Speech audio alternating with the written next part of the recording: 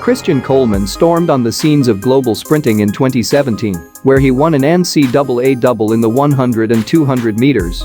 That same year, he would eventually go on to defeat Usain Bolt at the World Championship in both the semi-final and final stages, meanwhile claiming silver in the 100 meters. Fast forward to 2019, Coleman has a world record in the 60 meters and a world title in the 100 meters, making him the man currently on top of the sprinting hierarchy. His chilling personal best of 9.76 makes him one of the fastest men ever over this distance. But Coleman at 5 feet 9 inches, coming from a personal best of 11 seconds in high school, has defied the so-called norms of sprinting. How can a guy with his stature stands as the giant of the modern-day sprinting? Just by looking at the fact that he is the smallest of the 10 fastest men ever in history shows he is beyond an average sprinter. So today we will be looking at the distinct factors that separate Coleman from all his opponents in an effort to unravel the reason why he is currently the world's fastest man. The first thing that stands out is his bullet start. His super start comes as a result of two key things: his consistent quick reactions out of the blocks along with his solid start mechanics. On a bad day for Coleman, his reaction is still as fast as some of the best sprinters around, being in the 0.13 to 0.15 seconds regions, and at his best, he has a super reaction time of 0.12.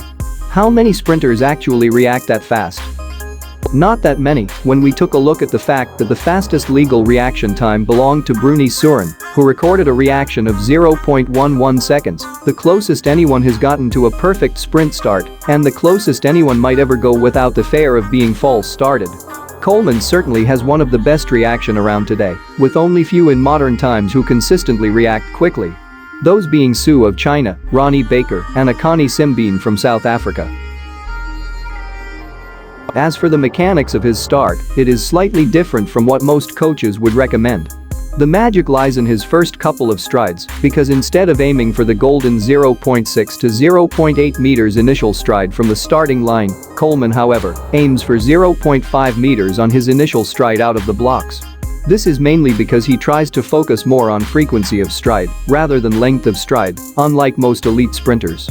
In fact, in his 60-meter world record run, Coleman's starting frequency was so fast that instead of getting better up until he was near max speed, it actually fell at 5-meter intervals. Meanwhile, every one of his opponents got faster frequencies as the race went on.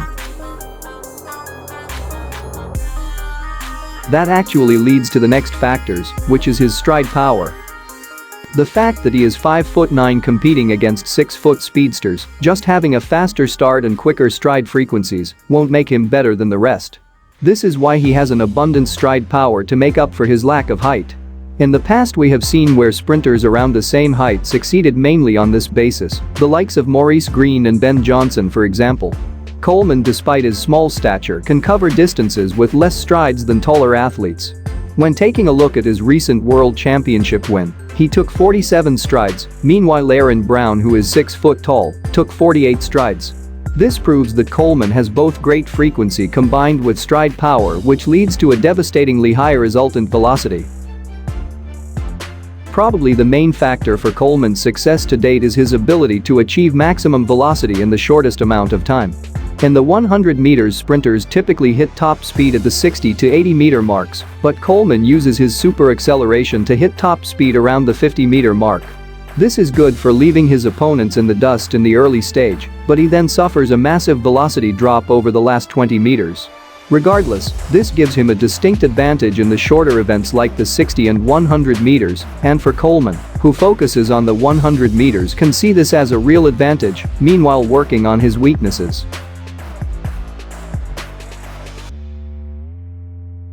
Coleman is one of athletics' biggest names today, and it should be interesting to see how he adds to his great performances so far and grow to fill the huge gap left in global sprinting.